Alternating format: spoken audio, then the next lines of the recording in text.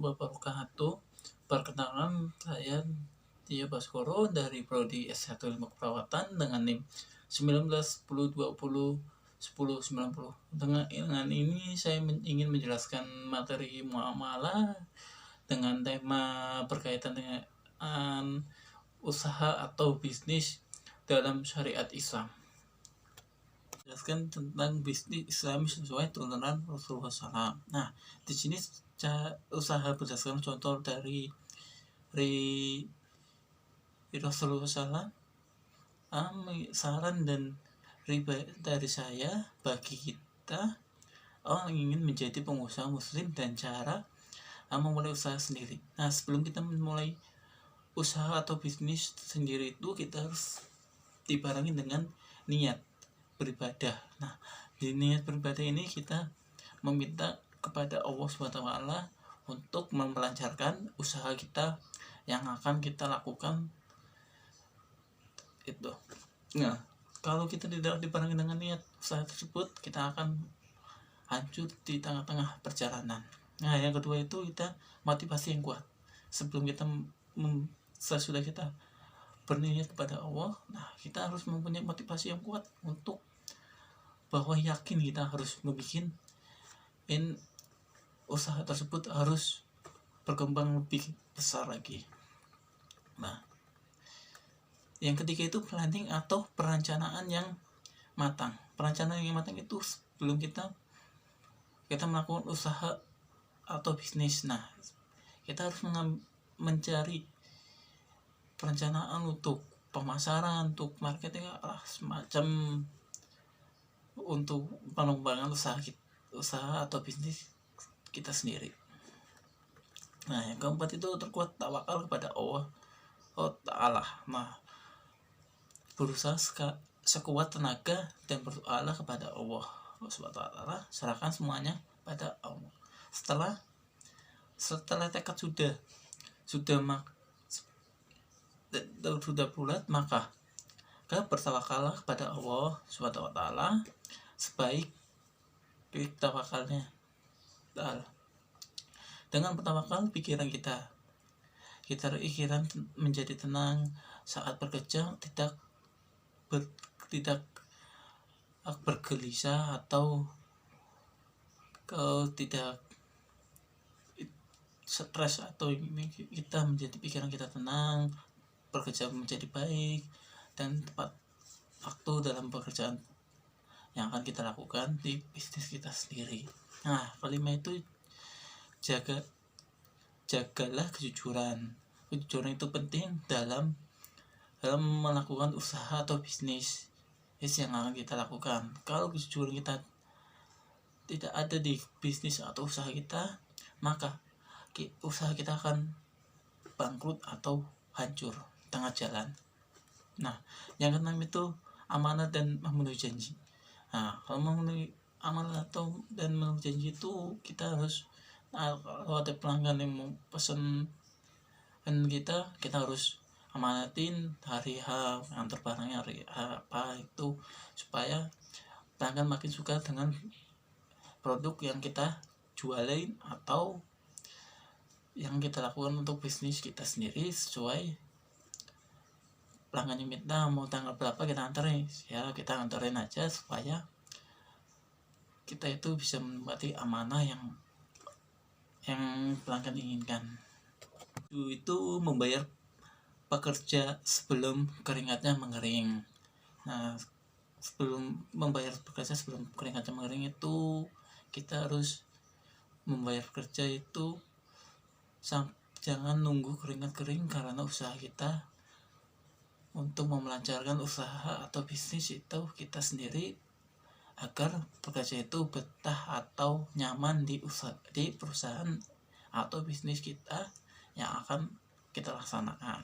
Nah, yang ke-8 itu saat merintis usaha, jangan memaksa diri untuk berbisnis sesuai gambaran ideal yang kita miliki. Kita harus merintis usaha tersebut luar dari ideal kita sendiri. Nah, banyak orang yang menunda-nunda bisnis karena ide. Nah, itulah kita harus merintis usaha dari sesuai gambaran ideal kita sendiri. Kalau tidak sesuai dengan ideal kita sendiri, maka kita akan tidak melakukan bisnis tersebut. Tidak sesuai dengan menunda, akan kita menunda yang akan bisnis kita lakukan. Itu pilih usaha yang dapat Anda kuasai dengan cepat. Ya, semacam kita dapat memilih usaha yang ada hubungannya dengan latar belakang pendidikan atau skill atau keahlian, atau yang sesuai dengan hobi, atau yang dapat dijangkau oleh keluarga, teman, saudara, dan juga sesuai dengan lingkungan yang ada di sekitar kita. Nah, geografis kita tempat tinggal kita misalnya pegunungan, pantai, pedesaan, hutan, intinya pandai-pandai melihat peluang usaha yang akan kita bangun itu.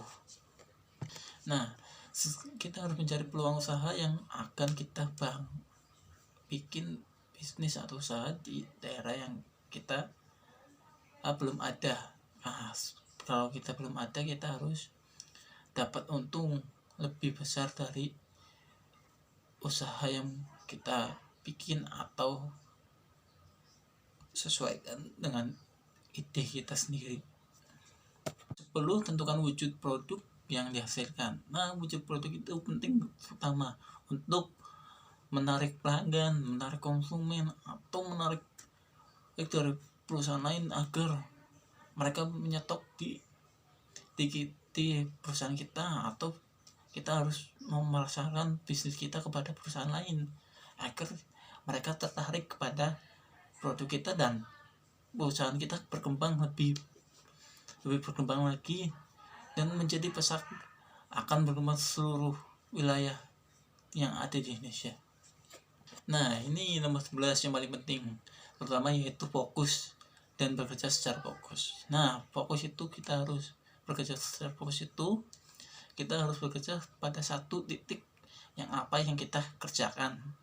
Tidak boleh ke pekerjaan yang lain. Kita harus fokus ke satu titik pekerjaan yang belum kita selesaikan. Nah, kalau kita sudah selesaikan pekerjaan pertama, kita lanjut ke pekerjaan kedua. Kita harus fokus lagi ke pekerjaan 2. Kalau pekerjaan 3 belum selesai, kita fokus ke pekerjaan 2. Kalau pekerjaan 2 belum selesai. Nomor 12 ini sangatlah penting, yang carilah teman atau harus berpartner lah, karena itu untuk mengembangkan usaha atau bisnis kita sendiri. Melalui teman atau partner kita bisa memasarkan produk-produk yang akan kita buat itu sendiri. Nah, kita melalui caranya kita meminta teman kita untuk memasarkan lagi. Nah, kita harus mengembangkan usaha atau bisnis kita sendiri itu. Nomor 13 itu paling utama untuk menjalin kerjasama antara bisnis kita sama bisnis orang lain.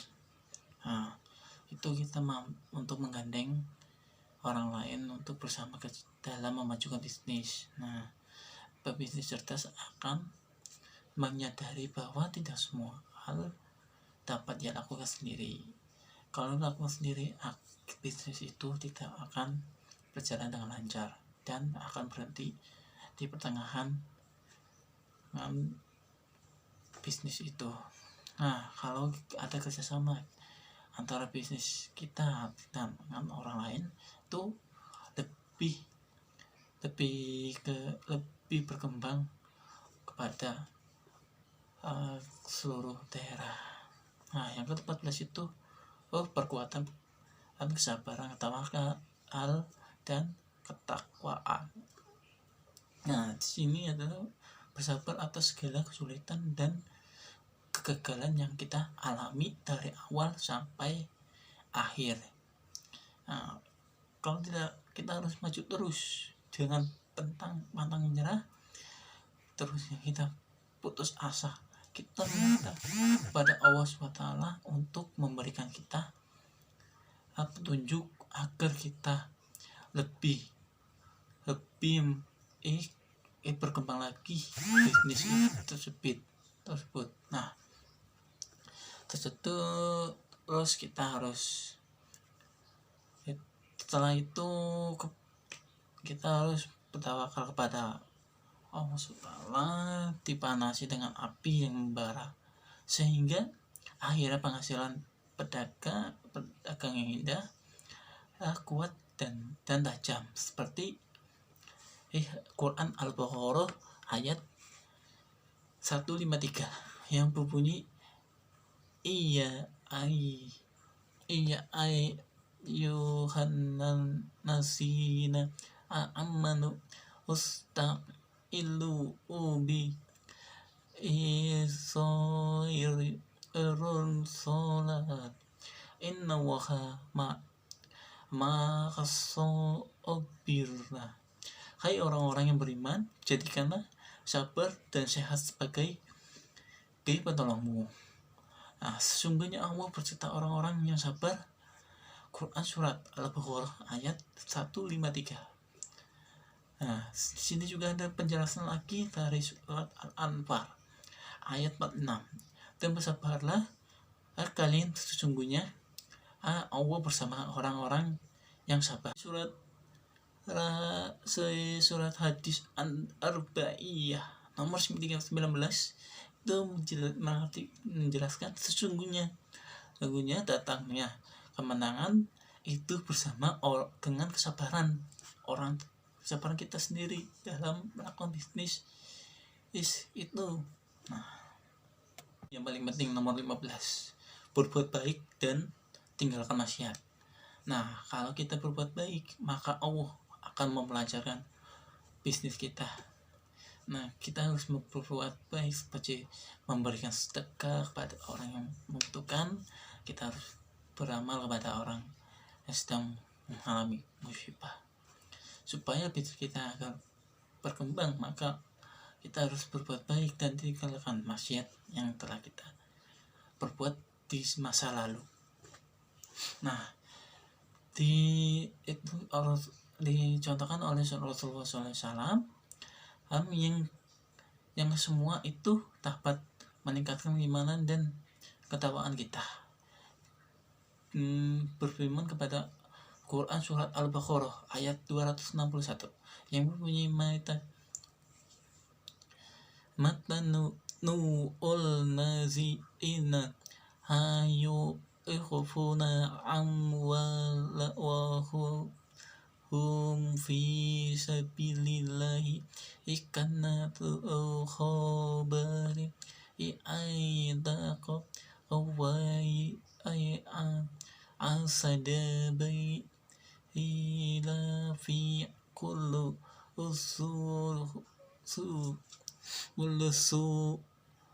sunbu ullahu lati minna inna dhuhi khabati wallahu ni nisaifu